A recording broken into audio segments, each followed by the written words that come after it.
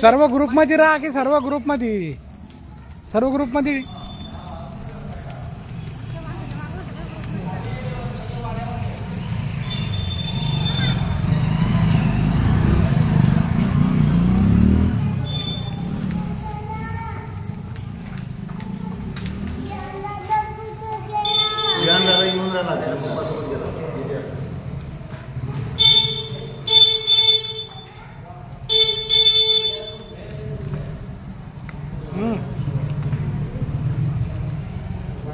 चला इकडे या रस्त्याच्या बाजूला साईडला असं थांबा.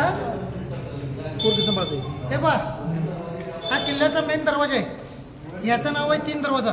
याला 3 वेगवेगळे दरवाजे आहेत. आपल्या घरातील दरवाज्यांना बिजागरी यांचीच पट्टी असते, तसं पूर्वीच्या लाकडी दरवाज्यांना एक्स्ट्रा लाकूड सोडायचं. त्याला मराठीत कुसो म्हणतो आपण, त्या दगडी बिजागरी.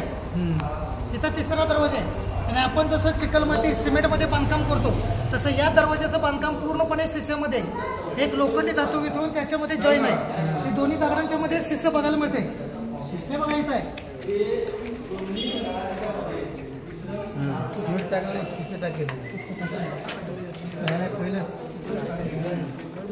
इथे समोर विहीर आहे. 5 फुटावर पाणी आहे. कंटिन्यू 12 महिने पाण्याची पातळी तेवढी असते. हा बघा ती समोर बिस्लरी पाण्यापेक्षा सुरेख पाणी आहे का रे.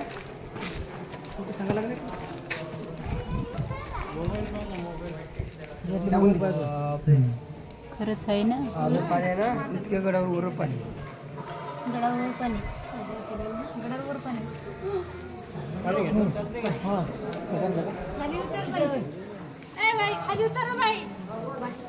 ये पोरगी सांभाळा पडते. पोरगी सांभाळा.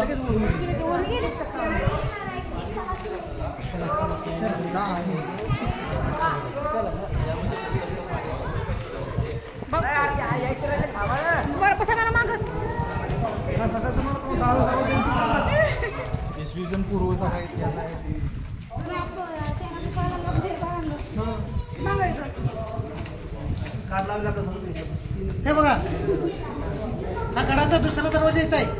समोरचा पहिला. हे संपूर्ण किल्ल्याचं जे बांधकाम आहे ते चुना आणि गुळमध्ये. आणि याची तटबंदी फक्त दगडावर दगड ठेवलेत. त्याला हेमाडपंथी बांधकाम म्हणतात. एक साईडनं असं या.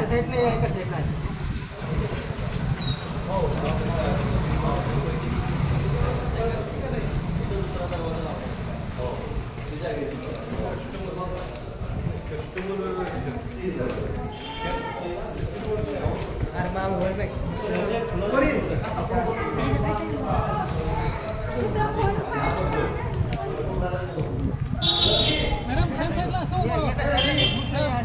हे खाली खेडेगाव आहे. प्रायव्हेट स्कूल आहे समोरचे, त्यामुळे हे सगळ्या गाड्या जातात.